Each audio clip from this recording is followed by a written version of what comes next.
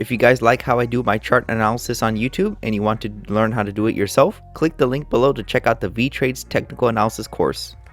What's up traders, this is Vee Trades, and today I'll be doing a technical analysis breakdown for the S&P 500 ETF Trust with the ticker symbol SPY. If you want a chart analysis guaranteed to be done, please read the description below. Also take a second to give the video a like and subscribe for more chart analysis. I appreciate it very much. This video is for entertainment purposes only, does not constitute any financial advice. I will first go over what I see in the daily chart and finish the video off with the weekly chart. Another week has gone by for the market. So the last time I did an analysis for the SPY is back on May 8th. So I'll put a vertical line on where I left off. So right here, and you can see that Monday we gapped down pretty low. So my prior analysis was that we were at least gonna bounce. I was thinking we could probably come up to that 430 level at the very least before we continue lower. But it looks like we met my target quicker than even I expected. So we dropped down pretty much right when the market opened, and we even traded lower.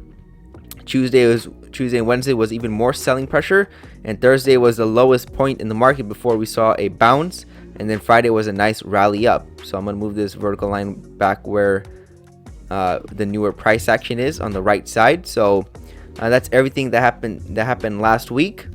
Put a horizontal line where we broke the support. You see that we gapped down the support. Now we're coming back up.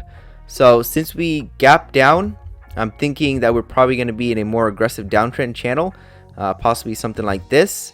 And you can see that this fits pretty good against the price action. Let me drag this across.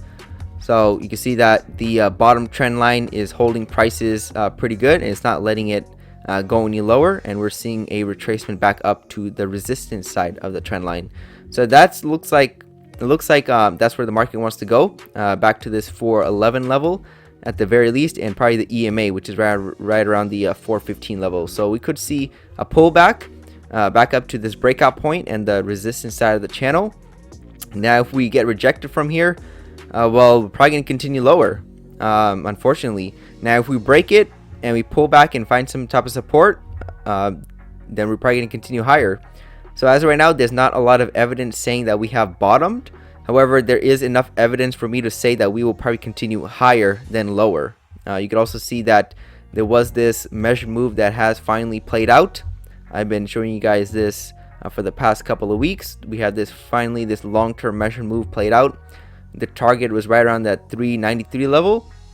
Prices went just a little bit below it before we saw a bounce back up, and we finally filled in the gap and tested the breakout level on the left side of the chart. You can see that we finally filled in all these empty spaces right here, and we came back to test this breakout level that prices did not do in the past. So normally you want to see prices test these levels and not push through it for more confirmation if we're going to continue higher. So that's a good sign. However, I'm not saying this we have bottomed. It's too early to call this a bottom. There's still some resistance levels that can turn around prices back to the downside. But at the very least, I'm expecting some type of bounce. I'm thinking Monday, Tuesday, Wednesday will be some follow through, at least back up to this 411 level. We might even get it on Monday or Tuesday, but I'm thinking next week we'll see a pop up. Now, if we find any resistance at this 410 level or the 412, 411 level, then we could probably continue lower, since it will be also the first break of this potential downtrend channel. Now, if we see a lot of buying pressure, a lot of follow through, we might just entirely break that 410, 411 level, come back and find some type of support, which would be a good sign, and then we could probably be off to the races to see higher prices. So basically what I'm expecting is a pullback like we had back over here. Let me go and make this green, so you can see this green pullbacks is what I'm expecting to see right over here. So that's what I'm expecting to see. I think we can get it. I'm not saying we have bottomed or not, definitely too early to call that, but things are looking better than last week. So I think we finally met the measure move target. So this could be the point where the sellers just wanted to reach, and now we could see a reversal. So we'll have to wait and see. But I'm looking for higher prices, at least in the short term, probably next week. And then I'll give you guys an update next week, Sunday, to see where we are at and if we have broken this 410, 411 level, or if we're starting to find resistance or not.